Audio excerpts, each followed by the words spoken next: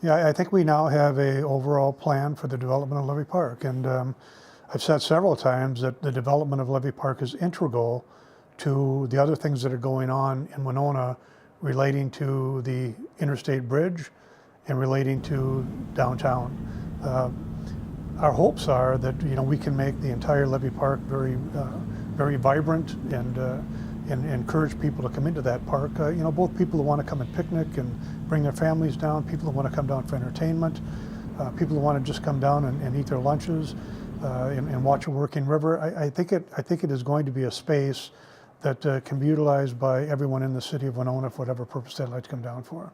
Next week's presentation will lay out the vision for the park through the committee's eyes and established priorities for the construction of each amenity. The plan focuses on 13 specific areas within the park divided into intermediate, short-term, and long-term projects. We've prioritized everything. The first thing we want to accomplish is a performance area. We met early on with Great River Shakespeare, with Midwest Music, with Frozen River, with a lot of different people in town who would utilize that space. So we feel that that is the most important area to develop initially. And it all depends on fundraising, it all depends on available money, but that is number one priority. And we've prioritized things throughout the park so that hopefully in 5 years, we've got the park completely developed. Again, that's going to take a lot of work. It's going to take fundraising, grant writing, public-private partnerships, and all of those kinds of things to make that come to fruition. In addition to the performance area, other immediate action items include engineering and design for the rail crossing at the Main Street entrance to the park, electrical service to support musical performances, and also putting in a dock system along the levee. Pomeroy said it will take several years before all aspects of the park are completed, but he'd like to get started right away. Sooner the better. I mean, the bottom line is we have a park that right now is not developed.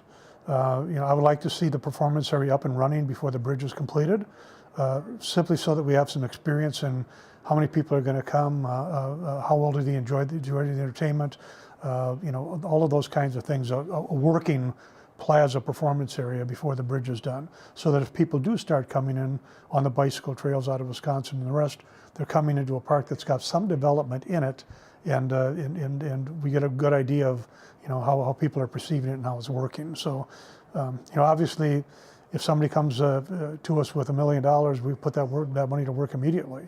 Whether that happens or not, I don't know. We'll see. I think the development of that park is vital to the whole community, and we'll see if people are willing to step forward and make a commitment. The plan that the committee will present to the Winona City Council is quite a bit different than the one developed by the University of Minnesota, and Pomeroy said the price is quite a bit different too. When we hired the University of Minnesota and they came in, they put together a very grandiose plan for the park, which obviously included some things the council was not happy with relative to opening up a wall and other things in that park. We've come down to a more realistic approach. My guess is that the park that was put together by U of M was probably in the $20 to $30 million range when you consider everything.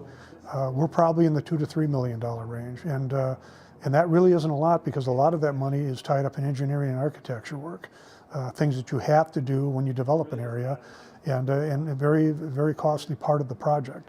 But we think with a water pad for kids and a play area and picnic area and a place to show off the artist's work and a performance area, that we really have a nonsensical approach to a park that can be utilized by the whole community. Community Services Director Chad Ubel said this committee has come a long way over the past 2 years to get to this point. We started really in that brainstorming phase of what was the potential of Levee Park, and we had some very large ideas come forward. And I think they've done a really good job of taking those concepts, some of those larger concepts, even some of those detailed concepts in the vision plan that was first recommended, and really narrowed it down to a recommendation that I think is palatable for the community. Ubel likes the plan that has been developed and believes the council will also. I think we've got the details that we need to make the recommendations to council. And again, just from a format standpoint, I'm comfortable that with the committee chair, with Frank Pomeroy, that we can present the ideas and the concepts that the committee has recommended. And then, as we discussed today, bring that, the funding recommendation to the April 20th meeting, following again, this first reading of the recommendations, let council absorb all this information that's coming forward, because there is a lot of information within that packet, a lot of recommendations of areas that they want to address within the park. And again, like I said, come back in the following meeting with the funding recommendation.